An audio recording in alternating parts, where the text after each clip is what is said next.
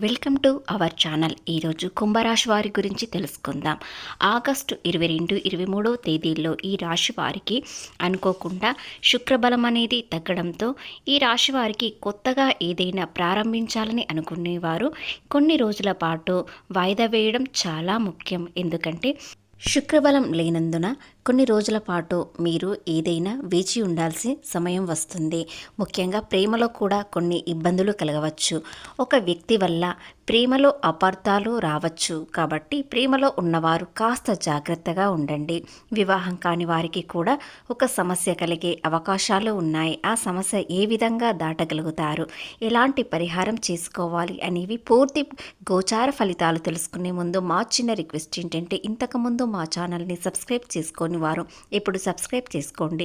అలాగే గంట symbol click చేయండి, లైక్ చేయండి, జై శ్రీరామ్ అని కామెంట్ చేయండి. ఎక్కడెక్కడో జ్యోతిష్యం చూయించుకొని అలసిపోయారా?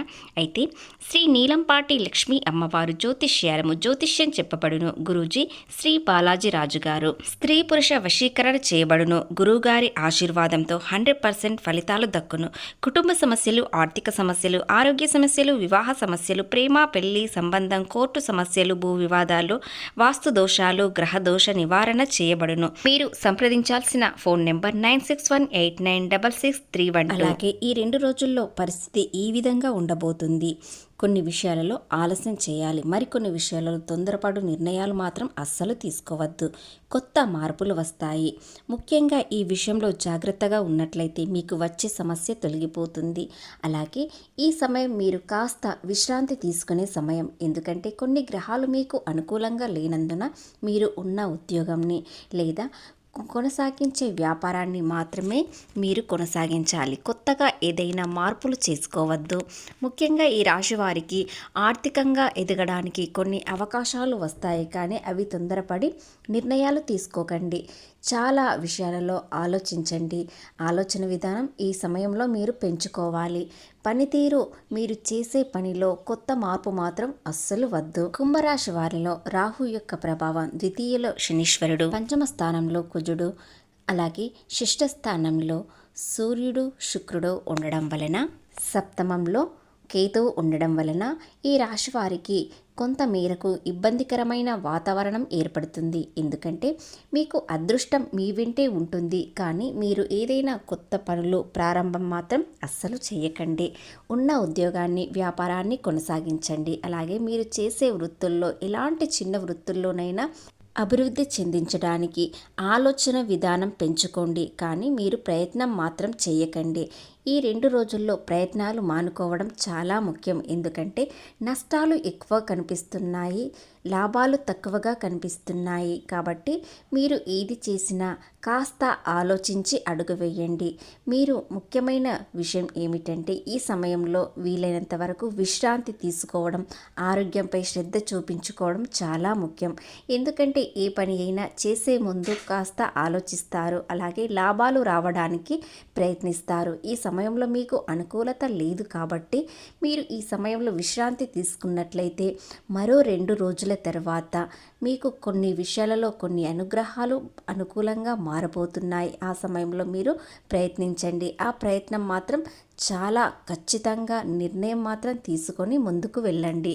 కాబట్టి ఈ సమయం మీకు వీలైనంత వరకు స్నేహితులతో సమయం గడపడం లేదా కాస్త విశ్రాంతి తీసుకోవడం, మీ బాడీకి రెస్ట్ ఇవ్వడం అనేది జరిపించినట్లయితే మరో 2 రోజుల తర్వాత మీరు మరింత శ్రమించవలసిన సమయం వస్తుంది. గ్రహాలు అనుకూలంగా లేని సమయంలో ఏదైనా ప్రయత్నించి అది విఫలం అవ్వడం అనేది జరుగుతుంది. కాబట్టి మీరు మనసు బాధ పెట్టుకోవడం అనేది జరుగుతుంది. కాబట్టి మీరు ఏ సమయంలో ఎలాంటి నిర్ణయం తీసుకోవాలో కాస్త ఆలోచించండి. ప్రయత్నాలు మాత్రం మీరు ఈ 2 రోజుల్లో అస్సలు చేయవద్దు.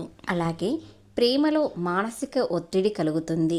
ఇద్దరు ప్రేమికుల మధ్యలో ఒక వ్యక్తి రావడం, ఆ వ్యక్తి వల్ల మీలో అపార్థాలు రావడం అనేది జరుగుతుంది. కాబట్టి ఆ వ్యక్తి ఎవరి ద్వారా మీ దగ్గరికి రావడం అనేది జరుగుతుంది. అలాగే మీ ఇద్దరి మధ్యలో ఎందుకు పరిస్థితులు అనుకూలంగా లేకపోవడం అనేది, వాతావరణం ఎందుకు ఏర్పాటు చేస్తున్నారు అనే విషయాలు కూడా తెలుసుకుందాం. ప్రేమలో ఈ సమయంలో మీకు గ్రహాలు అనుకూలంగా లేకపోవడం వలన మిమ్మల్ని అవమానించడానికి లేదా మానసికంగా ఒత్తిడి కలిగించడానికి గ్రహాలు మీకు అనుకూలంగా లేకపోవడం వలన ఒక వ్యక్తి రావడం అనేది జరుగుతుంది. వారి వల్ల మీకు మానసిక ఒత్తిడి, అవమానాలు అనేవి జరుగుతాయి. అలాగే ప్రేమలో మీ పార్ట్నర్ ద్వారా మీకు మానసిక ఒత్తిడి కలుగుతుంది. గ్రహాలు అనుకూలించినప్పుడు నిదానమే ప్రధానమని అనుకోండి. కొంత మేరకు ఒదిగి ఉండడం వలన మీరు దగ్గరలో గెలుపులో ఉన్నప్పుడు ఆ గెలుపు మీ చింతకే వస్తుంది. అష్టమంలో శుక్రుడు ఉండడం వలన ప్రేమలో మరింత అపార్థాలు, మీ భాగస్వామితో విభేదాలు కలగవచ్చు. ముఖ్యంగా కుంభరాశి వ్యక్తి తమ భాగస్వామి అంటే ఈ కుటుంబంలో తమ భాగస్వామి చాలా ఇబ్బందులు పెట్టే అవకాశాలు కూడా ఉన్నాయి. వారు కావాలని ఇబ్బంది పెట్టరు, కానీ గ్రహాలు మీకు అనుకూలించినప్పుడు ఏదో ఒక సమయంలో ఏదో ఒక పరిస్థితి మీకు అనుకూలంగా లేకపోవడం, మానసిక ఒత్తిడి కలగడం అనేది జరుగుతుంది. కాబట్టి ఎవరితోనైనా మాట్లాడేటప్పుడు కాస్త జాగ్రత్తగా మాట్లాడండి. వీలైనంత వరకు మౌనం పాటించడం మరింత మంచిది.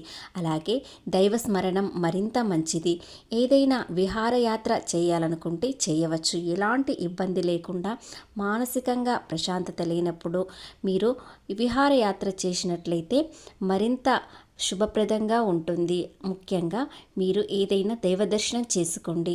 అలా చేసుకోవడం వలన గ్రహాలు కొన్ని మీకు అనుకూలంగా మారవచ్చు. శుక్రుడు మీకు అనుకూలంగా ఉన్నట్లయితేనే ఆర్థిక పరిస్థితి కానీ, వ్యాపారంలో కానీ, ఉద్యోగంలో కానీ లేదా మీ ప్రేమలో కానీ మనసు ప్రశాంతంగా ఉండడం, ఆర్థిక లాభాలు రావడం, పెట్టుబడులు పెట్టేటప్పుడు కాస్త జాగ్రత్తగా పెట్టడం అనేది జరుగుతుంది. కానీ ఇప్పుడు మీకు శుక్రుడు అనుకూలంగా లేకపోవడం వలన ఇవన్నీ మీకు విభేదాలు, అపార్థాలు, అవమానాలు అనేవి కలుగుతాయి. కాబట్టి ఏ విషయంలోనైనా ప్రతి విషయంలో ఆచితూచి అడుగు వేయండి.